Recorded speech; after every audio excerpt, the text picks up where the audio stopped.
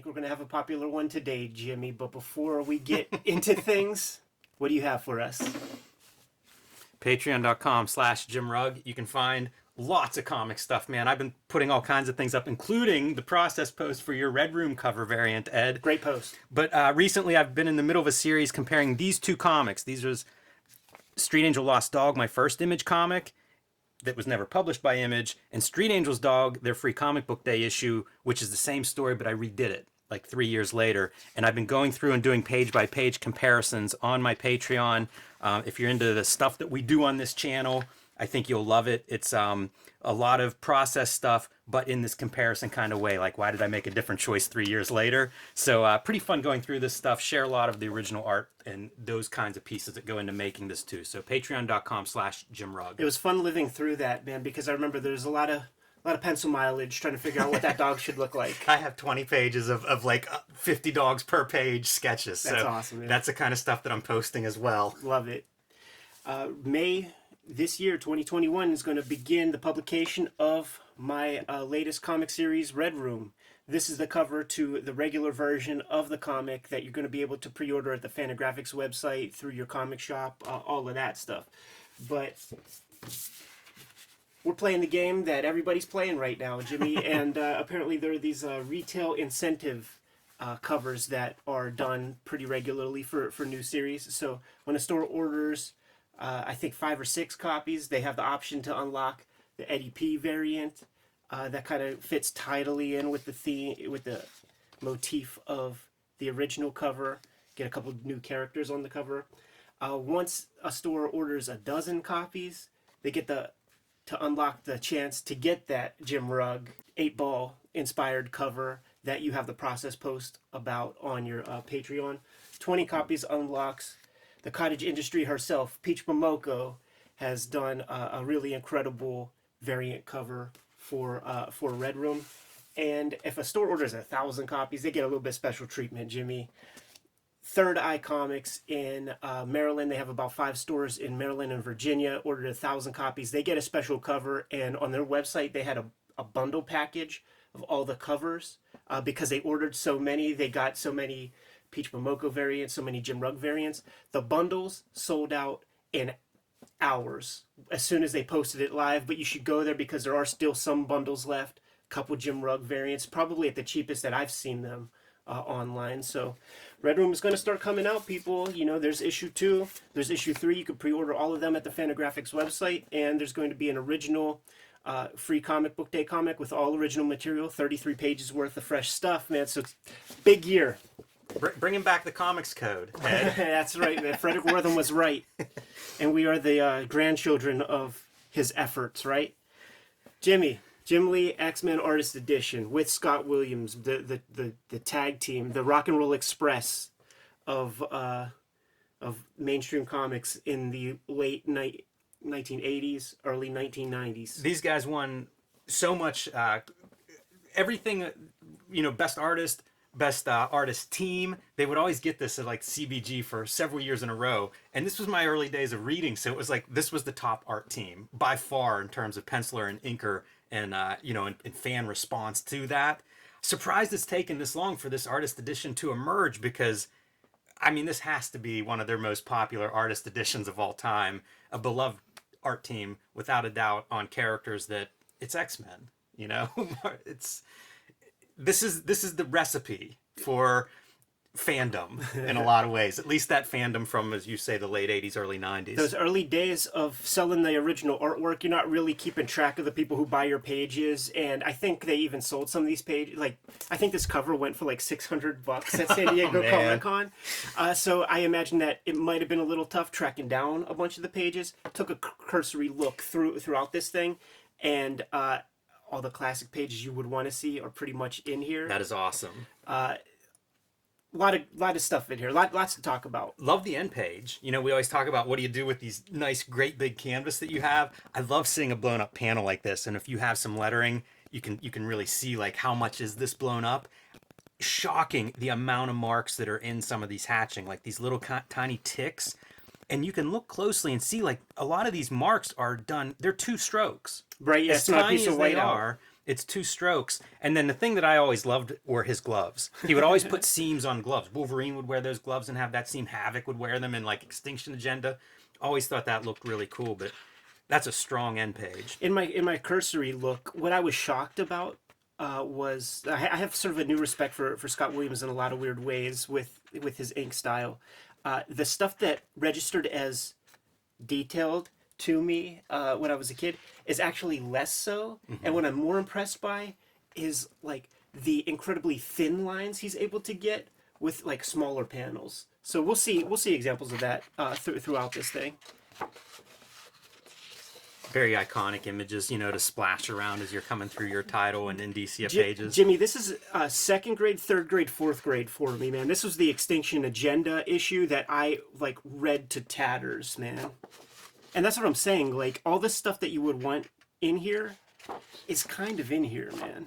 From page 1 of his first issue on the regular series. This is like the first X-Men book I bought. Randomly, I had no Amazing. idea who Jim Lee was or anything else. I started reading comics. What should I read? I hear X-Men is good. And it was just random. But man, talk about, you're a Wolverine fan if that's the first, one of the first couple of comic books that I opened up and you see that. They did sign me up. They did it right, man. Like I was familiar with this stuff from Punisher. There was the 2 issue, was it issue 6 or 7 or 5 and 6, man, where Wolverine 6 and 7 had his like little tour. Probably real close to this time. Totally, and we wanted more. It's like I want to see this guy draw more characters, man. It's cool watching him draw some canon films on paper, but he's pretty good at this superhero thing. I'm excited that you get to see some Dan Green. I always like Dan Green as an inker over Silvestri, so it's kind of cool to see how he lines up on Jim Lee. Like it's such an amalgamation of like that Silvestri era with Jim Lee ticks on these kind of pages. Really cool. But you know what they did on the Punisher War Journals? If you go through like Jim Lee's run, there's stuff where he's doing finishes. Yeah. There's stuff where he's doing breakdowns and somebody else is inking him. They kind of roll him through all these different art where he's doing both pencils and inks. So it's kind of neat to see, like that's really his grad school to get ready for this, because you see him wear these different hats and probably, develop into what we think of as Jim Lee. So when he shows up on X-Men, pretty exciting. This is like an artisan edition, right? So like or an artifact edition in a way. So it's a little bits of pages from his entire sort of tenure on the property. So right now we just jumped into that trilogy of issues that introduce the Elektra Psylocke version, man. Yeah, the hand. This is the shit where he makes Psylocke into an icon. I don't think that Jubilee really had her sort of power with Silvestri, even though he introduced her. It was when Jim Lee started doing Jubilee that people really started to love that character. Totally. Fun to see the screen tones. We always point that stuff out. Kind of cool whenever you get like the, some kind of pattern fabric instead of just the dots. Dude, it's so funny because there are other like herringbone textures and shit that I have the screens for. Had no imagination for how to use them, and it's like, oh, okay, I'm going to use that. There's no way that this is Jim. This is a Homage Studios fucking page right here, man. Yeah, you can see Will's Portatio-isms in these faces. Totally. That's I remember exactly this issue too, and I think that's how it's credited, as Homage Studios. Oh, look at this, man. There's like markers being used for background, like really cool fabric texture on her little babushka right there. Is that a little paste up or something? I was trying to figure that out. Clearly, this paper is different than this, so it must have been some sort of replacement panel put in, or I guess, or photocopy. Is that one of those stupid Excalibur characters, man? I don't know. There was that Jim Lee Humpty Dumpty in the set of trading there. cards, man. The Jim Lee X-Men trading cards. Yeah. You would go through like boom Cable, boom Strife, and then it would be like Widget. And it's like what? And then all the ones that you don't know, just expect them to be Excalibur characters. I don't think this is completely No, Jim it's Lee either. It's the same issue. It's 267, so it's still that, like, I don't know, mashup of people. Kind of cool. That feels like Jim Lee. Yeah, it's probably like Jim Lee doing breakdowns, Will Portatio maybe doing finishes or tight pencils or something like that. I assume Scott Williams is involved here. Yeah. Yeah, I can't remember the exact credits for this issue, but you can see some of the signatures down here. Oh yeah, there's Will's. Yeah. Looks like those three. And maybe it is just those three, and so, passing pages back and forth. Yeah, got to get those deadlines in, man. Yeah, you can see the fine line work already. That Yeah. stuff is wow, and some of this is extremely fine. Some of those energy lines that are coming off of her face makes me want to look now at the printed pages, because I mean this is Totally. still on newsprint, so it doesn't look like this whenever you run it on newsprint. And just look at these swift strokes. Yeah, I like that a lot. That feels like a Wills thing. I don't feel like Jim Lee does a lot of something that looks like that, but Portacio would do this stuff where figures were out of a panel and then almost like a 3D, kind of a bird's eye view shot. I used to always love that. And this is it, right? I mean, this is when Jim Lee takes over 268, and he's on. Like it's his X-Men at this point. I feel like he was the first guy to have the little bridging fabrics on the ass gimmicks. Really luxuriating in the hatch on that. This is pretty good. The marks around Captain America after he's struck from behind, that's kind of an abstract, how do you express that? Maybe the spider sense or something would be a similar kind of thing, because you're trying to show that reaction where it's, it's internal, but we need to see it represented by some kind of mark. Yeah, it's good. The classic, right? You don't color Black Widow's outfit, man. You just apply the zips. That was kind of one of those early tricks to putting her costume together. I almost never do panels like this, and I don't know why, because I always love them whenever I see them, but I always feel like every panel's doing some sort of storytelling. And these super cool, like, close-ups, I don't know, man, for some reason, like, those are the ones I shy away from, and I need to put those in more, because I like looking at them. Yeah, I mean, I often do wonder. It's like, deadline stuff. You got to do 22 pages of this. Let's get a couple close heads in there so we don't have to draw all these But backgrounds. you can do that in a way that looks amazing. Like, I'd probably copied that panel when I was a little kid. There's a certain energy to the early Scott Williams, Jim Lee stuff that has like a Kubert vibe, a Joe Kubert vibe, and some of that is there. Yeah, some of the marks will go away. Like, I don't think we've called this like screen door. It's pretty tight compared to, we did it in regards to Rob Liefeld, but this kind of like horizontal vertical hatching, I think that goes away. I don't feel like that's something that sticks with Scott Williams and Jim Lee. I always love this page, man. Yes. Where you got this little Mercedes rolling towards Wolverine. The guy's gunning for him. Wolverine just hops up on that shit, jump kicks him through the windshield, man. Destroys the car. This is one of my favorite Jim Lee storytelling pages, actually. Yeah, it's great. Like that a lot. You see the Art Adams in there. Mm-hmm.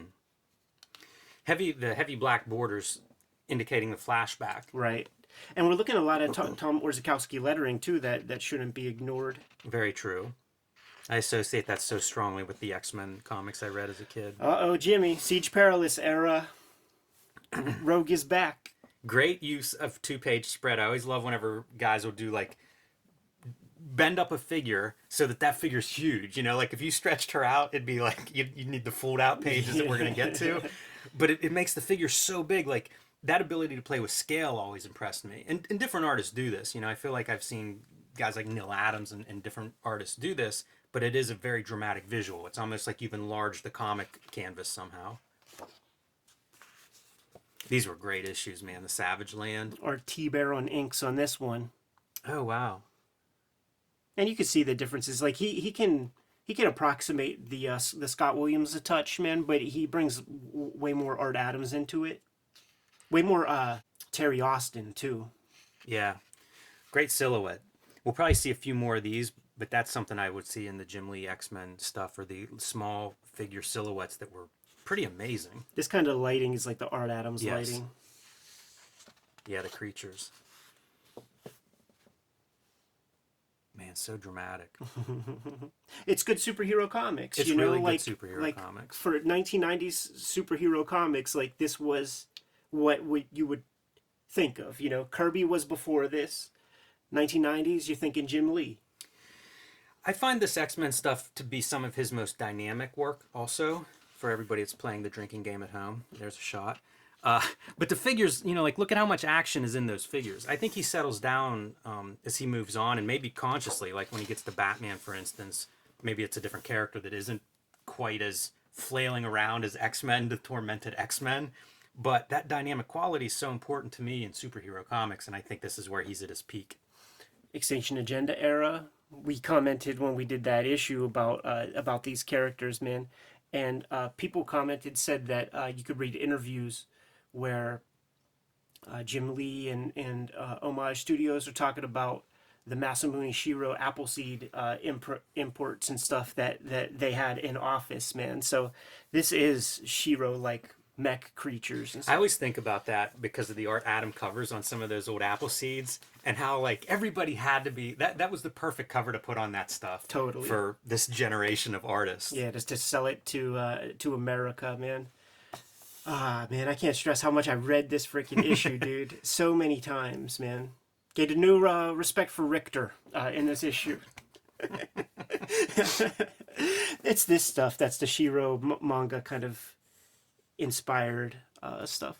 What do you think we're looking at here? This page is snow white, except for like the lettering looks like it's pasted on or something. But that whiteness, is that an original? I mean, it must be with the lettering on there, right? Yeah, I just don't know. Like, it doesn't. Somebody just preserved it really well. That's a climate control. Whoever bought that one, that's a real collector. Still to this day, I wonder like how the color holds, like how this works when it comes to the printer engraver. Here's my guess. Yes. I think you can put a screen on your camera that would filter out red. Mm-hmm. And so, like, if you put this on to be like, you know, put in your engraving or whatever, but we don't want the lines, and you'll see it in different places. Like, there are these old Toth pages that have the red, and I'm pretty sure that's a production thing. It's just you can put a cap on, photograph it, and take out a color based on that filter. Sure. The next part of that is like, who's the one in charge? Is it the little Connecticut ladies who are now cutting out your that citadels? part I don't know. That's the part I'm thinking about the most, is like, who's the one? You know, I know that the colorist is providing a guide, but who's the one cutting that piece, man? And sometimes they're super intricate. Like sometimes it's an ink drawing of like a face or something. So like, how does that work? Tons of questions. We commented on the arm hair, man. Yeah, it looks great. And this is the issue. It's funny to see it on screen where it's like, you know, white, black, and then gray. Yeah. Yeah. It could be a screen tone. Beautiful dramatic lighting. You take a look at Bridgman's constructive anatomy, and you see all these exact shapes, and then Jim Lee puts his varnish on it, and Scott Williams puts his varnish on it, and you see those exact shapes and what they do with it to make it their own. Great depth with the scale of Hodge's face in the foreground. And I've been admiring Jubilee's, the little reflections in her glasses. You know, several pages have had that, of almost like the buildings or whatever around them. And then another example of make Psylocke this figure. How big can the figures be on these pages or in these panels? And it really is awesome to see, like, you know, bend a little bit, crop off the feet, foreshorten here and there, and you get this figure that feels like they're bigger than the page. It's so cool. A little dry brush. Mm-hmm. You don't see Scott Williams doing that too often. Gary Martin would be into it. We commented on this page. Unbelievable. When we did Extinction Agenda, it didn't print so well. We were thinking that the background was going to be pretty thin, and now this kind of dispels some of the things we said. Like that's pretty heavy lines on that background. You know what it feels like to me when I see something like this? Scott Williams started doing a piece, and kind of like Forest for the Trees just got into it, and at a certain point had to commit, because it's very competitive. You know, we're looking at a flat gray here with no separation between foreground, middle ground, background. It's an incredible piece. The amount of detail on this page, and really on a lot of these pages, I'm surprised to see it blown up where you can really see all those details. Wow, there's a lot of work on that page. It's really impressive. And it is fun to look at those textures and see how simple they are. Like, they're almost doodles. Look at that maniacal Wolverine That's a great face. I feel like even in the issue, I didn't notice this face as being that maniacal. I mean, that's the next step with this book, is pull out these issues and actually look at what ends up on the printed newsprint page. You're losing a lot of stuff. Like, on a face like that, you're losing a lot. I just have to compare this with page one. Oh, it's not that close. I just think of that as the Jim Lee pose. You know, he has many versions of that. It's fun expression on Archangel's face too. Yeah, this is the era of the wide mouth, man. Look at that on every character. Everyone's showing their teeth. Uh-oh, it's post-Siege Perilous time, man. Magneto and his bride, Rogue, in the Savage Land. Wow. The scale of that is He was killing nuts. it with these 2-page spread. The like the title pages on these are every single one of them is a banger. A lot for the colorist to kind of make sense of. Yeah, I was just gonna say, heavy lifting for a colorist. Because I'm looking at it and I can't quite tell exactly what all I'm looking at.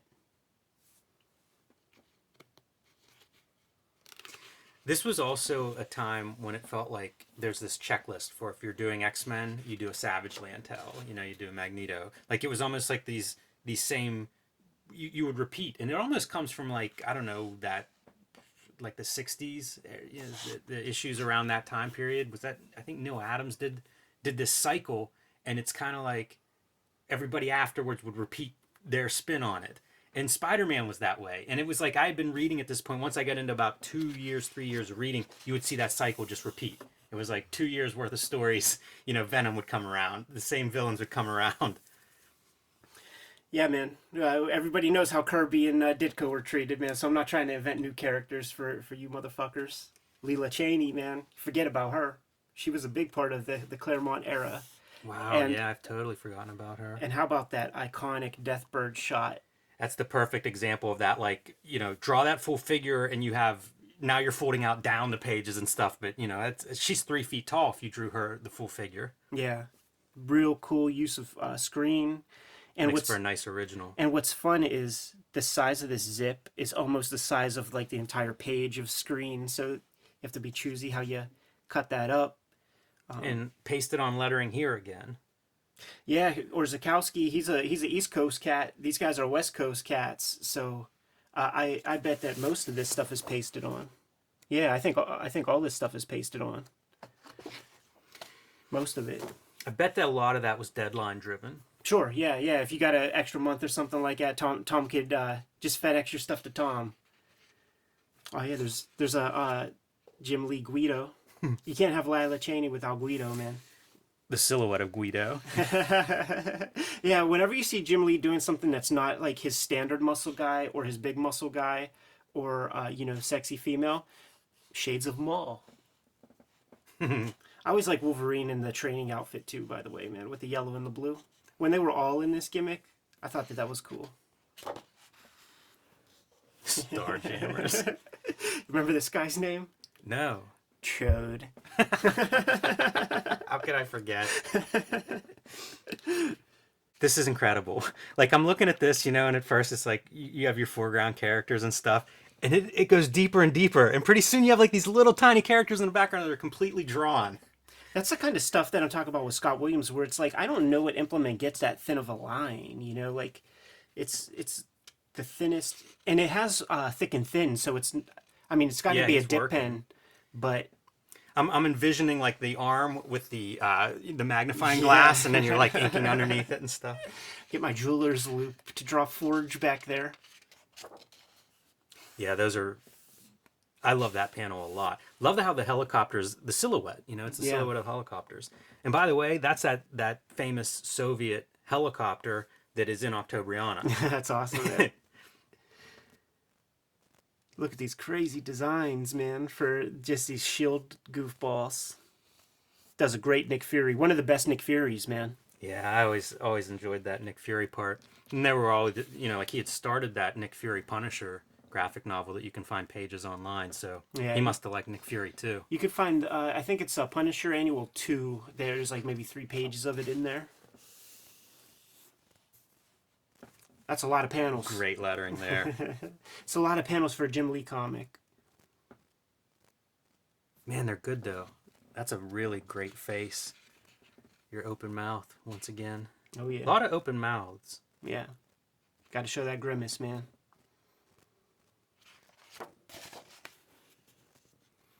I would always see Gladiator and just think OMAC. Yeah. Yeah, it's one of those designs too that just makes me think of Dave Cockrum for sure. It's these weird kind of. It looks like a Legion of Superheroes kind of character. Her throwing her little globs, her little light globs. That's badass. Getting to do some Frank Miller shading. Yeah, that looks good. I like the energy texture seeing them in this original art form because you see how simple they are. Yeah. You know, it was almost like figure out some kind of dash off line, and that's shorthand for energy. Yeah, Scott Williams invents several kinds. You know, I've never seen any of these kind of things before him. This looks very atypical to me of Scott Williams. I like seeing that too, like a variation, like trying something out. When you see French curve being used for speed lines and this kind of thing, that makes me think manga. You would never see that in American comic before the 80s or anything. Man, I think those are French curves with a dip pen. Yeah. Yeah, and this one might be with brush, actually. Still got Leela Cheney. And you know she's not Jubilee because she has a dot on her face.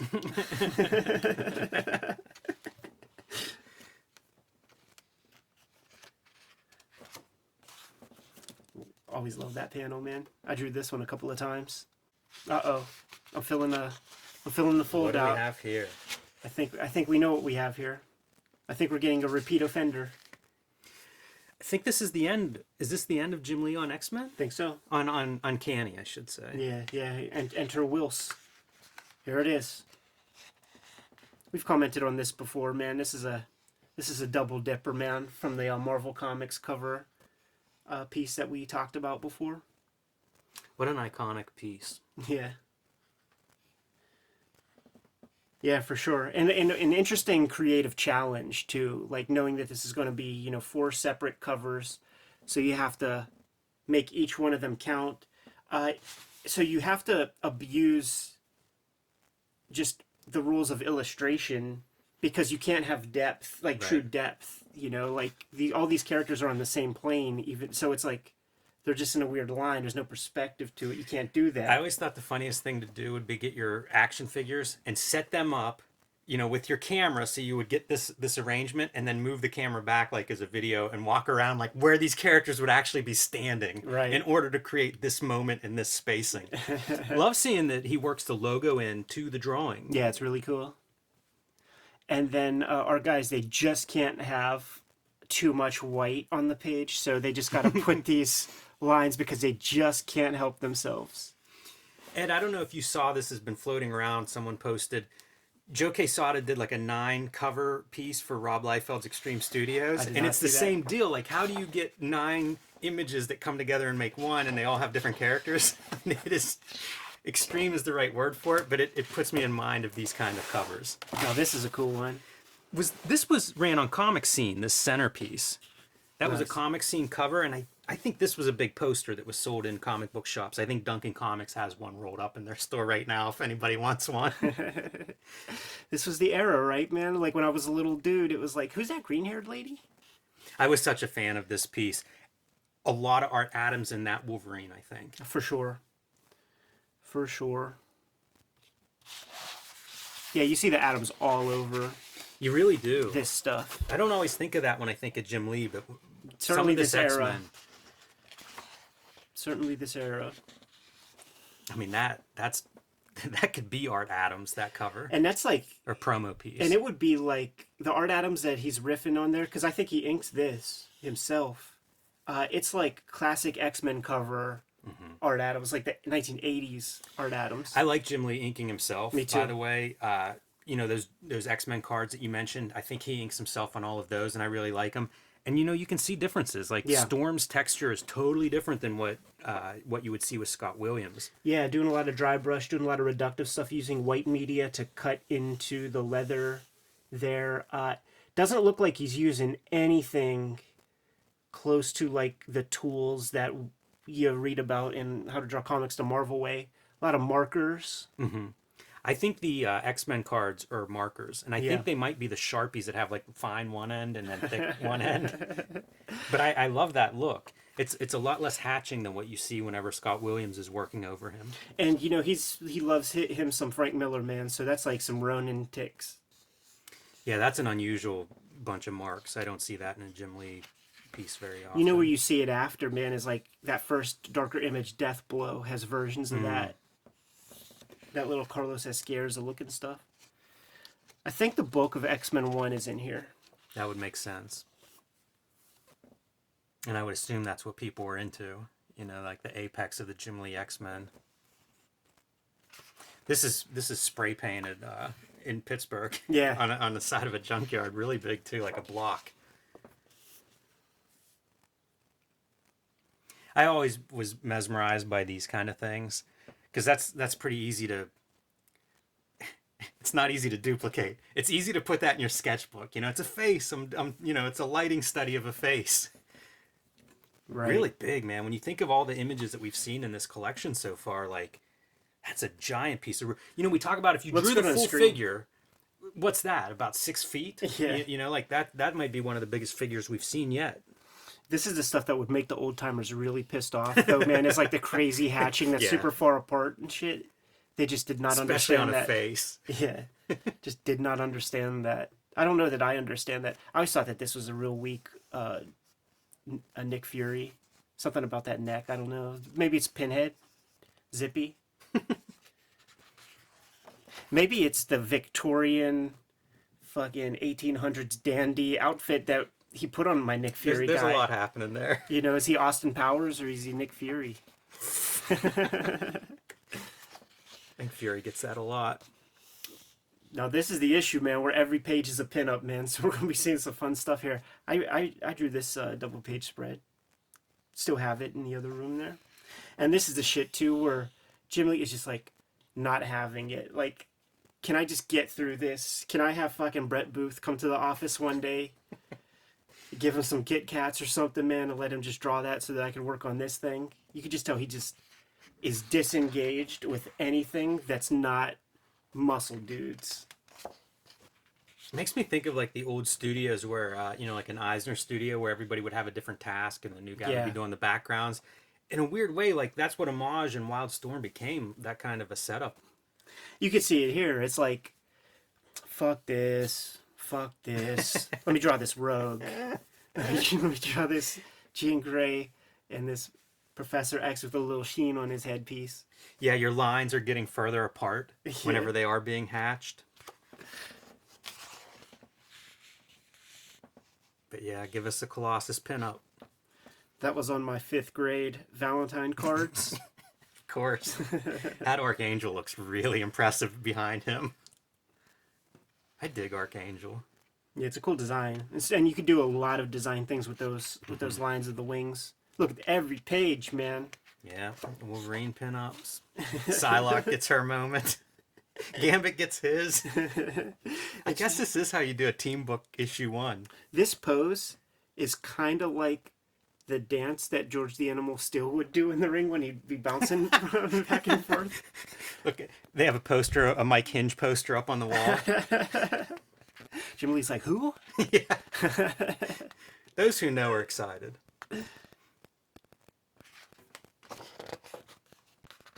Hey, the colored in, I've seen a couple of these sound effects that are colored in with like blue pencil. Yeah. I can't remember do you remember how those printed or what that was indicating? I mean, they were just colored things, but it's indicating something. I don't know. I always thought that Wolverine at his worst as a character is Freddy Krueger. Yeah, that's a good point. That's totally a slasher coming out. Check this out though. If you take that hand and then you rotate it 90 degrees, it's this very next panel. Yeah. That Ivan Brunetti animation concept. Right. It's almost even consistent up here. You know, like claw length is really close in that panel too. I think the hand's smaller, but it's kind of neat. I think that's a pretty hard-ass Wolverine. For sure. And that's a tough pose to draw, man. Yeah. It's back 3/4 underneath shot. Here's what's bad though. This can be read as an eyeball. Right. If you read it as an eyeball, it becomes this total cartoon. Yeah. Hamburger. That's a cool drawing. And this is the stuff I'm talking about too, man. Where it's like these are thin Yeah. lines that, like, what tool gets lines that thin? You know? That's your brand new Hunt 102, pulled out, just sharp as a razor. Saved by the Bell era Rogue right there. Yeah, the shading and stuff that he would put on faces. It's I guess that's the style, right? You know, I mean, it's all this shorthand that he did enough that we read it a certain way, but man, there are a lot of lines on faces. I always struggled with that when I was learning to draw, anatomy, and it'd just be like, I don't know, how do you shade that, Yeah, and I mean, It would make sense when I'd see him do it, but it just didn't, I couldn't figure that out. this comic sells 8 point whatever million it sells, right? This becomes a de facto template for mainstream comics going forward for about 15 years. And when you see Dan Panosian do it, or you see, pick a guy, man. Mark Pasella. That's who I was thinking of. It ain't quite the same. It's true. Man, that checker stuff is kind of wild. And looking at it in previous pages, it's pretty well laid out. It doesn't look too off or anything like this, man. There's a mild perspective on it. Yeah. That's why. Every now and then I'll do that, and few things are as much of a pain in the ass as doing like a checkerboard. There were these perspective books. Certainly, they were easily accessible in the early '90s, and they would come packaged with grids that you could like pull out. So you could light box that grid and have it be perfect without, because you don't see the work being done on the math problem there. I would bet that's what they ended up doing. I remember reading first. This screen tone is really strange to me. Like think of all the pages we've seen, and then there's going to be this little postage stamp of screen tone in the corner. Kind of an odd choice. I'm always curious by those things. But, I was reading Jim Lee, obviously super influential at this time, reading interviews with him, and he would pencil loosely, and then he'd go back with a blue line and sort of like tighten his pencils and then erase the graphite. Yeah. And then do like the super tight rendering. He still does that. Like you could check out his Twitch and stuff, and he draws the thing, erases it, and draws it again. Yeah, that's kind of interesting to me. I do my roughs a lot on an iPad and then print them out and will transfer. And so you end up getting that multiple drawings. It's not just like pencils and inks. It's like roughs, tight and penciled. Right. Maybe light boxed. Like that Magneto silhouette. Yeah, I'm trying to draw this. I'm trying to draw this. Fuck your dirigible. Like, Yeah, let me get I wasn't interested in an airship. Let me get this out of here as soon as possible. And it would show in my work, my inability to do explosions and carnage. But I also like whenever we see these open panels, and that Magneto profile was kind of like that. You get those now and then. It is remarkable how little of the underdrawing is visible here. Yeah. You see little light pencil marks here and there, but not very many, and none of the perspective grids that we've seen in some artists. At this point, pages. Oh yeah, I mean it's barely backgrounds. Yeah, I don't know where you would put a perspective grid on this spread, but but we're getting the codified Scott Williams, Jim Lee art style here with these super wide hatch marks. It's becoming more plastic, like Scott Williams. That like his technique is becoming more kind of perfect, constipated, I would call it. this is kind of dumb, but I love the Jim Lee signature. It's simple and it's scripty. Great Psylocke pose. He must have done 20 of those that were published. For sure, man. And moving forward, getting the freaking crotch kick pose, that would be a template for years and years moving forward. Speaking of rendering on a face, wow. This is just so much. Like, that is so much figuring out, like, everywhere you could put a shadow or hatch an angle on a face. It's pretty wild. Even the rule is always, if you're drawing women's faces, fewer lines. And it's like, no, you can load it up and still read as like a young woman. Yeah, totally. Yeah, she doesn't look crusty or anything. This is awesome, man. Got some explosion debris with some spatter. Don't see too much of that. And then I like for being luminescent and really having like that white glow of heat. Pretty effective. Good use of screen tone to achieve that. Yeah, for sure. This is an oddly iconic image, by the way. And I wonder, no, it's not. Like I was about to say, like, is it fully drawn underneath and they just pill up the lettering on some of the promo stuff they've done? But no, it's all on there. This is on the back of cards or something. I've seen that reprinted a bunch. Check this out. Another example of like how many angles can we delineate on a face? Yeah. This is pretty crazy. This is one of those pieces that we got to pull out one of our multitude of copies of X-Men 1 to see how this turned out. Yeah, that kind of dry brush, I have a feeling doesn't fare well. No. Another just super rendering of a face. That's part of the angst. You know, when I'm reading this and I'm 12 or so reading this, that's part of what I'm there for. And also, how much is this Dark Knight whenever Bruce Wayne's like sitting in there and the window shadow is casting that cross on his face. For sure, man. This is one of those wild bits too, man, where there's all this that render reflection the eyeball on the eyeball. That's kind of fun. These ticks right here with the little hole piece, man, with the little Totally bizarre. but fully 90s. These should be sweat marks, you know, or tears, like the cartoon language of that stuff like bouncing off, and instead it's some kind of rendering mark. Wait till you see what like Mark Pacella's going to be doing with these on X-Force. And Wait till I see it. You mean wait till I saw it? Yeah. I like those Pacella issues of X-Force. They are this style, like the caricature of this style. I wonder if the blue line on those lettering sound effects is simply the roughed in lettering. And it's like, it's blue, I don't have to erase it. And then he just does this tight ink over top. Right, yeah, maybe. Iconic. Yeah, I was going to say that one. And I'd see that in ads and in magazines. And it's like, okay, we'll make an like, this comic is that popular, we'll make a cartoon and it's got to be these guys. I love all of this stuff with the fall, like the smoke and stuff, where you'd see the images go back, or you'd see like a character's leg go into the smoke, and then it loses that hard black. I'm laughing because I'm thinking about this in X-Men 1 and like, okay, yeah, we make the cartoon of this, but you cannot have Psylocke in the kids' cartoon any form or fashion, man, with that little fucking G-string and stuff. Impossible. Like this cannot float on Fox in the morning, man. Rupert Murdoch would not sign off on that one. Could be a broadcaster on Fox. Yeah. News. You got to be on a news program, but you got to make the hair blonde. This is a pretty badass panel. There's a lot going on there. There's one of your tiny figures with super fine lines, but like everything's there. There's no shortcut on the figure. This looks like it could be a future Wildstorm character. It reminds me of John Byrne for some reason, and I can't explain why exactly, but something about that figure or design or something. Jim Lee comes from that place, man. You could look at there's an old issue Marvel Age magazine that has some 12-year-old Jim Lee artwork, man, and he's pulling from John Byrne big time. Hey, it makes sense, right? I mean, I don't know how you could do X-Men and not have some John Byrne in there somewhere. That's pretty strong. Yeah. Love all the screen tones that are happening there. Wow. Yeah, super kind of designy, just having those big dots.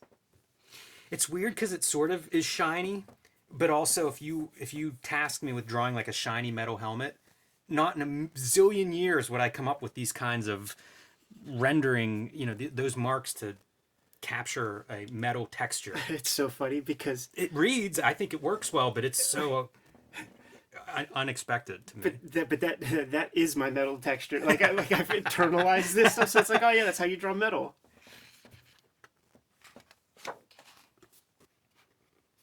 Wow. That's a nice sequence. This whole sequence of like the insert is really strong. And they got me at this era to draw that house.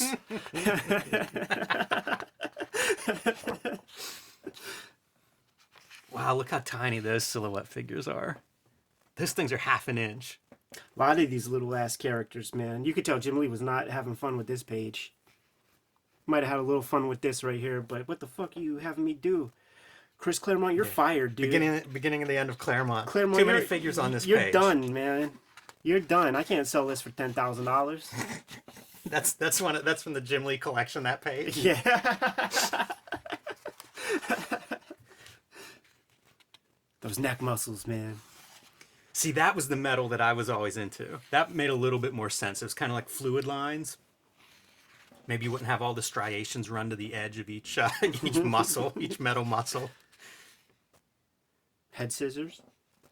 This is funny. Something's wrong here. I'm not sure I can tell you what, but that's a funny looking pose. Yeah. Like something isn't quite right there. I think the foreshortening of this thigh might be That's it. weird, so it looks like it's just a short leg. That's it.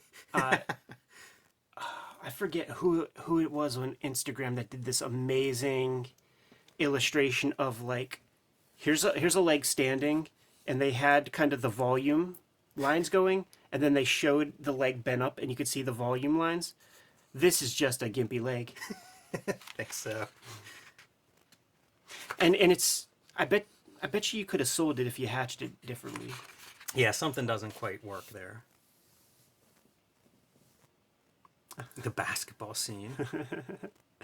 I don't know if you get Street Angel Ninja Basketball if not for this page. Yeah, like Jim Lee, he's being different, man. You know what? We're no more softball. Softball's old This old is man the sport. 90s. This is the dream team era. We're playing b-ball. There's no creepier dude on earth than right there in his cutoff sweatpants, shorts, and just covered in hair. Just his male upper thigh showing, hanging out on the playground. with his claws out. You know, that's erection symbology right there. Wow. And when you see Gambit without his like little headpiece, man, and you realize that he just has a severe 1090 mullet, it's like, put that headpiece back the fuck on. Play basketball on your headpiece, dude. Yeah. Do everything. Thanksgiving dinner. Like, never take that headpiece a shower with it on. Gambit should be a never nude. Yeah. Certainly if he's gonna wear that damn hair that way. Oh, dude, little homage to the Rob Liefeld eyeball textures of X-Force 1. I love this whenever you use your word balloons for panels. Lots of people have done that. I always think Gene Day is who I'd go back to. Yeah, sure. But I don't know that he invented that either. But in those Steranko did old that. Masters of Kung Fu, yeah, that'd be before the Gene Day. But This is what I it's was cool. talking about. I have this screen, but it's just amongst eBay lots that I bought, and I'm like, what would I ever use that for? Good use. Yeah. Oh man, some paste-ups fell off. When you see this, that's like, let's take a look at the printed page and see what was there. Is that a screen? Yeah, I think so. Yep. See, that's a weird choice to me. You think of all, I mean, like, I wouldn't even know for sure that's a screen. You have to look really close and be like, oh, it's perfect lines. It's a screen. Because, like, it's so close to what you're seeing in some of these other rendered pieces. That's a really good, to me, that's a really good shadowed face. Yeah, this whole piece, like, it feels different than some of the other stuff we've been seeing. Maverick, man, we're gonna make the Weapon X guy of the '90s. Yeah, and he's going to stay in the 90s. Heavy ruling on your lettering lines. Very surprising, right? You would expect those lines to show up. They're almost black. I wonder if this is something that somebody provided the scan for. Ah, yeah, their and they just scan blew it up. quality wasn't strong. You know what? You're right. Because, like, look at that compared to that. That's that sad thing. What's John Byrne's signature there? Oh, he wrote a couple issues. Yeah, we're at issue 5, and He's signing off on the script or the lettering or something on that page. You know how it works, man. Like, somebody buys a page and they're like, "You're the writer. Can you sign this?" That's pretty strong. If you're gonna get a page from this issue, get them all in there. I'd want a John Byrne signature.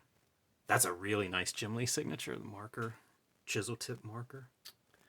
Scott Dunbier, did you just sell me an Art T-Bear Artist Edition?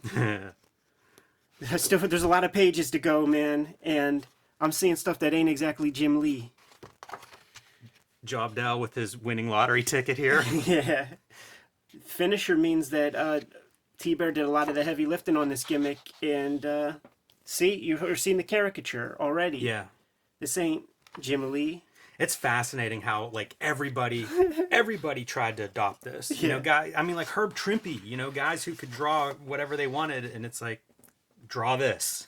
Draw the Wild Storm. You could see the basic kind of Jim Lee in there, and you could also tell just from going through 100 pages of this stuff already, like that ain't exactly Jim Lee. Yeah, this is where I check out. I think issue 7 or 8's whenever I quit. That was my last X-Men issue. Yeah, and here we are, man. It's like, what is? We're not in Kansas anymore. It's funny to see these characters like Maverick a couple pages ago, Bishop now, where their character designs are just so of the 90s, I guess is the way to say it. But, they're complicated, and if you have the guy that draws in this style, you go, oh, that looks really cool. But if you just drew that character or that costume, it'd be like, what is this? Somebody uncovered Yes. the origins of the costume. This is ludicrous. and it's Gary Coleman on the cover of a magazine as a little boy, and this little red piece, he's like wearing a choo-choo outfit, like a railroad engineer outfit. Got the same, yellow, blue, got the red little scarf. It's the weirdest thing on earth. Like, how can that be the thing that Bishop is identical costume, pretty much? Yeah. What? It's not coincidence. It's not coincidence. And the mullet, the Jerry Curl mullet, inspired by Larry Stroman at the time. Ah, that's pretty cool. Who was inspired by Doughboy himself, Ice Cube, when he was rocking that America KK Wow. Most Wanted Jerry Curl Hey, mullet. wait, go back. We're gonna spend this much time on our T-Bear page. Yeah, Jim? we are. Storm's leg is almost not there. That second leg really. They put the screen tone on. See, that's her inner thigh. Yeah. But without that, with the screen tone there, it's like she doesn't have a left leg. I mean, we could scrutinize this stuff all day. It is funny it's kind of cool to see these pages included because you do see that breakdown of like the difference between Jim Lee and Art Tebow. That was another one. Like Tebow took over a couple issues after Jim Lee left. We're there, man. And it was not the same. And that's a pretty good illustration of the difference. It's funny that Jim Lee signs his name. I guess you could see that composition as Jim Lee. Yeah, it's layouts.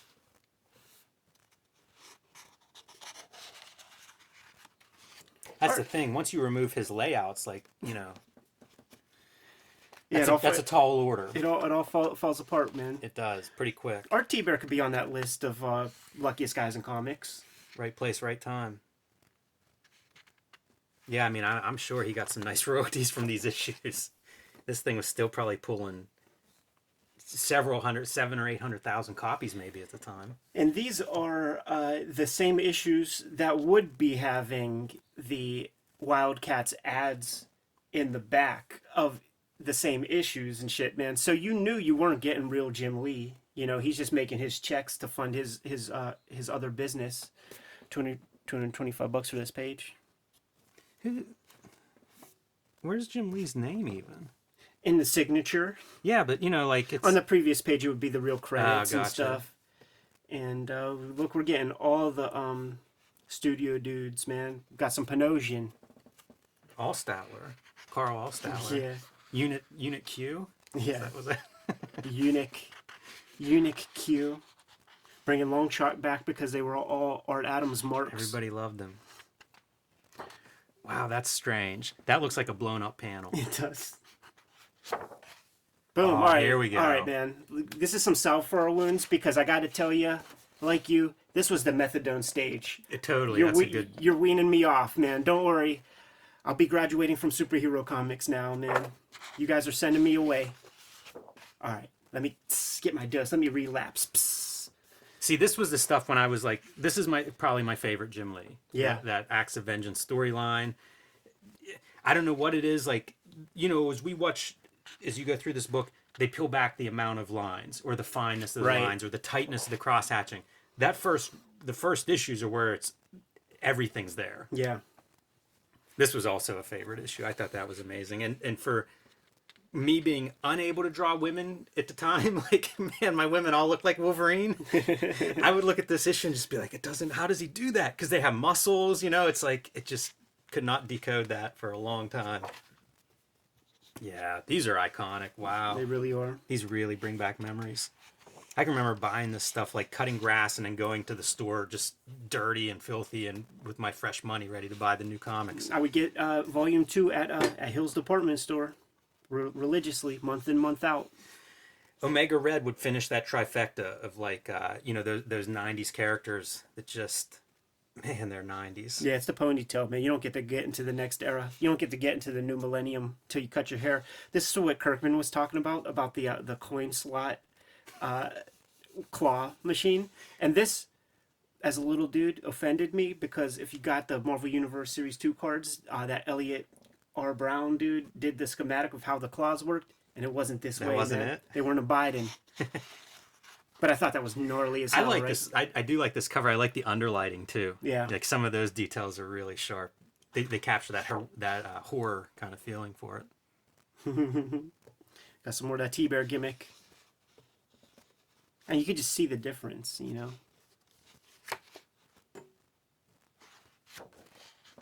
Amazing Heroes cover.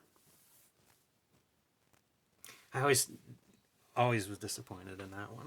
Yeah, and It's so undynamic. it's crazy that this was like such an iconic image too. Yeah, that it really was, but it's just it looks so dashed out. Yeah, and I'm sure it was. I mean, issue Yeah, 11. he's He's on issue 3 of Wildcats in production. That's pretty good. That's an inked Jim Lee piece there. It is a good interview in there too, man. He's at the time he's drawn X-Men, and he's working on the card set at the same time, and he's talking about how his health is like failing, man. And what he means by that is, I think a little doughy up top, man, like a little bit of titties is growing. Yeah, it's funny the card set stuff. Oh, cool. Yeah, we here's the card sets, man. This is another Jim Lee ink job worth noting, and you see the John Byrne all over it. Mm-hmm. You know, certainly it's Alpha Flight, so John Byrne like created the team. All the dark rendering, is that Guardian? All that Yeah. dark rendering in his chest is totally Byrne-esque to me. Mm-hmm. Yeah, yeah. The squat. He actually abided by the squat size. Like I don't think he did that in any of the X-Men stuff we saw prior. Yeah, that's a nice page. I like that. All right, man. So we can take a look. I don't think this ain't that Sharpie because that shit No, would it have turned isn't. purple Yeah, long ago. definitely Like isn't. that might have been.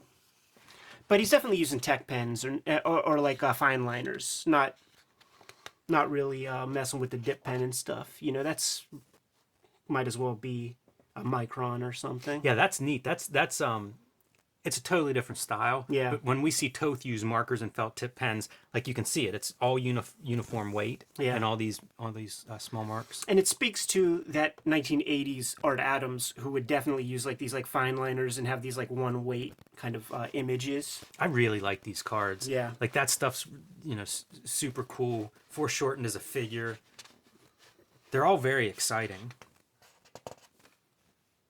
You know, did Farrell ever look better? Right.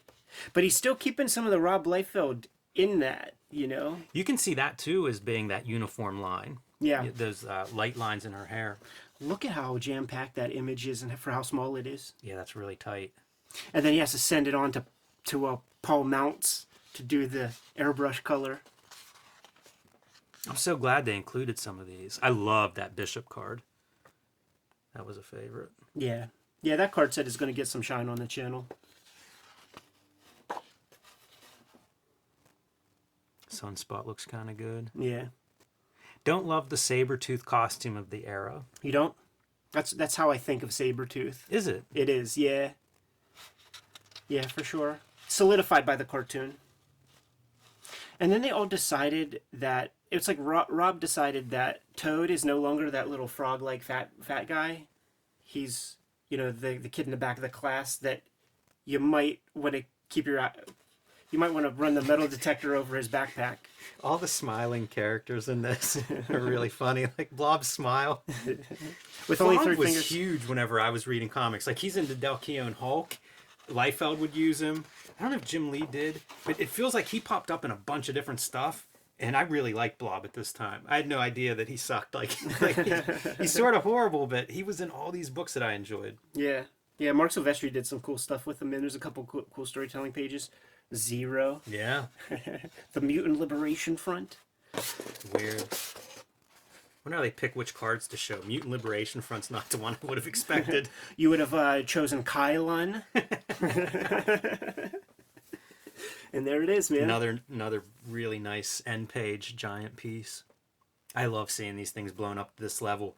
When I started doing like digital coloring in my own work, I would scan panels at like 1600%. Yeah. Just so I could see them like this and see like all the dots and the marks and stuff. Even this kind of shit, man, where that little nozzle is in perfect perspective. The white dots, you know, like leaving these things white, you can see that's not white out. Yeah. Yeah. And ruling out the kind of cyclone fence texture or whatever that is right there.